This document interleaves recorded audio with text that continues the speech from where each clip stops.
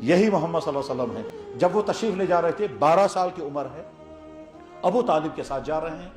ابو طالب سے کہا آپ جا رہے ہیں ملک شام، مجھے اپنے ساتھ لے چلیں۔ ابو طالب نے سوچا لے جانا تو نہیں تھا، مگر اس لیے لے جاؤں گا کیونکہ یتیم میرا بھتیجا ہے، اس کا والد نہیں ہے، اگر میں انکار کروں گا اس کا دل دکھے گا۔ اپنا والد ہوتا تو والد انکار بھی کر سکتا تھا، میرے لیے مناسب نہیں انکار کرنا، اس لیے نہ چاہتے ہوئے بھی، اور نہ چاہنا کسی وجہ سے نہیں، نہ چاہنا اس لیے تھا کہ بھتیجا ہے، ایسا نہ ہو اتنے لمبے سفر میں اس کو تکلیف ہو جائے۔ بہرحال تو ابو طالب نے مان لیا، چلو میرے ساتھ۔ 12 سال کی عمر ہے محمد صلی اللہ علیہ وسلم کی، اور یہ حضور ابو طالب کے ساتھ سفر میں نکلے۔ ملک شام کی سرحد پر جب پہنچے ہیں تو وہاں ایک نالے کے اندر ایک عیسائی راہب کا چرچ تھا جس میں بیٹھ کر وہ عبادت کرتا تھا۔ اس عیسائی راہب کا نام بحیرہ تھا۔ یہ بحیرہ وہاں چرچ میں عبادت کرتا تھا، یہ کبھی باہر نہیں نکلتا تھا۔ جب یہ قافلہ وہاں سے گزرا تو وہ چرچ کا راہب باہر نکل آیا، اور باہر نکلنے کے بعد قافلے والوں کو روک کر کے کہا آپ لوگ کہاں سے آ رہے ہیں؟ انہوں نے کہا عرب کے ایک شہر مکہ سے۔ آپ لوگ کہاں جا رہے ہیں؟ انہوں نے کہا ملک شام۔ قافلے کا سردار کون ہے؟ انہوں نے کہا فلاں صاحب ہے، ابو طالب۔ ابو طالب کے پاس وہ آیا، کہنے لگا آپ قافلے کے سردار ہو؟ انہوں نے کہا جی ہاں۔ اس راہب نے کہا میری چاہت یہ ہے، میری خواہش یہ ہے کہ آپ لوگ میری دعوت قبول کر لیں۔ ابو طالب کہتے ہیں ہم حیران ہو گئے، ہم اس سے پہلے بار بار یہاں سے گزرے تھے، اس راہب نے کبھی ہماری دعوت نہیں کی، یہ کبھی باہر بھی نہیں آتا تھا، اس دفعہ اس نے دعوت کی۔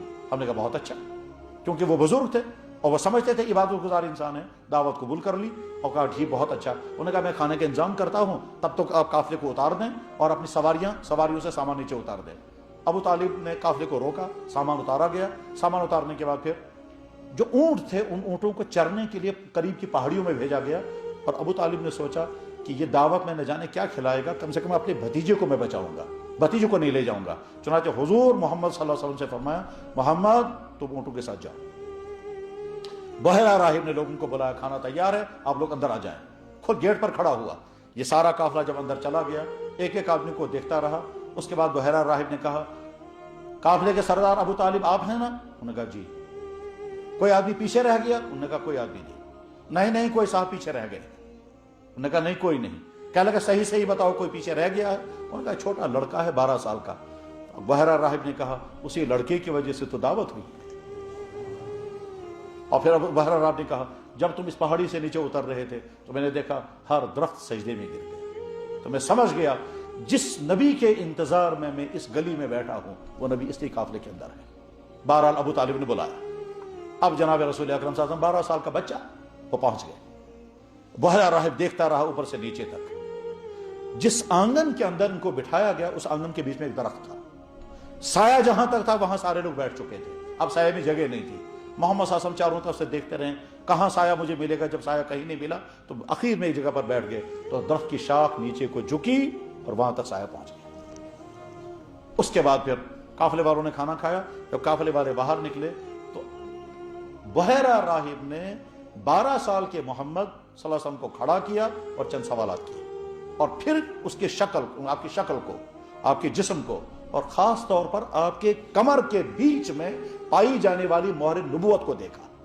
جب اسے اس بیچ میں جناب رسول اکرم صلی اللہ علیہ وسلم اس درخت کے ساتھ کھڑے رہے ہیں، جس درخت کے نیچے سائے میں تھے اس درخت کے ساتھ کھڑے رہے ہیں۔ ٹھیک، یہ ساری گفتگو ہو گئی۔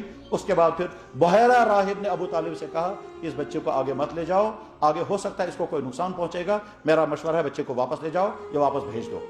اب آگے ابو طالب نے کیا کہ مجھے اس سے اس وقت وہ نہیں بتانا ہے، عرض یہ کرنا ہے جس درخت کو محمد صلی اللہ علیہ وسلم نے اس وقت ٹچ کیا تھا وہ درخت آج تک اسی طرح سے سرسبز و شاداب ہے، اور یہ اردن کے اندر ہے۔ درخت گر جاتا ہے نیچے سے پھر نکل آتا ہے۔ محکمہ نباتات یعنی باٹنی کے ماہرین کہتے ہیں یہاں اس طرح کے درخت کے اگنے کے کئی امکانات نہیں ہیں، نہ زمین میں پانی ہے، ہم کو سمجھ میں نہیں آتا ہے کہ یہ درخت سرسبز کیسے ہے۔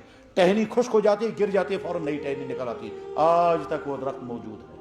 تو جس محمد صلی اللہ علیہ وسلم کے ٹچ کرنے سے وہ درخت آج تک رہا، اس محمد صلی اللہ علیہ وسلم کی سیرت ہم اپنائیں گے تو ہم بھی انشاءاللہ ایسے ہی زندگی بھر سرسبز و شاداب رہیں گے۔